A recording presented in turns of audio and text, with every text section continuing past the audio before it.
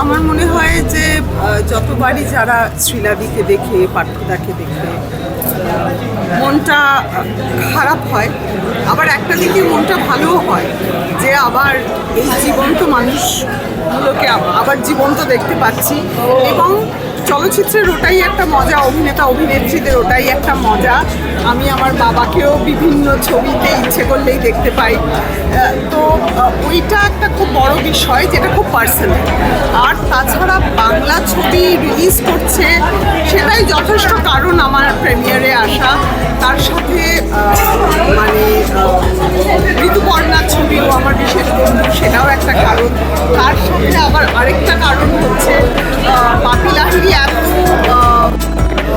ভারতীয় চলচ্চিত্রে হিটস দিয়েছেন, এত সুন্দর সুন্দর গান করেছেন, বাংলাতেও করেছেন। সুতরাং এটা ওনার বাংলায় শেষ ছবি যেখানে উনি গান তৈরি করেছেন। সুতরাং অনেকগুলো ব্রাউনি পয়েন্টস আছে এই ছবিটা দেখার।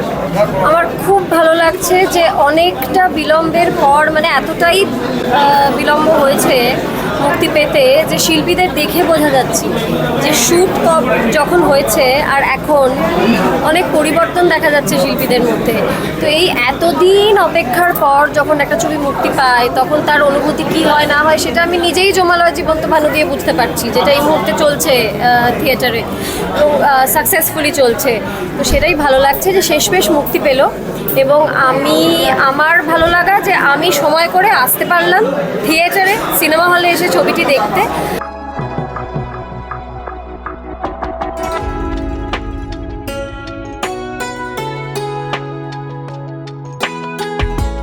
আমি কোনোদিন আমার দায়িত্ব থেকে সরে দাঁড়াইনি, যেরকমই সার্কামস্টান্সেস হোক।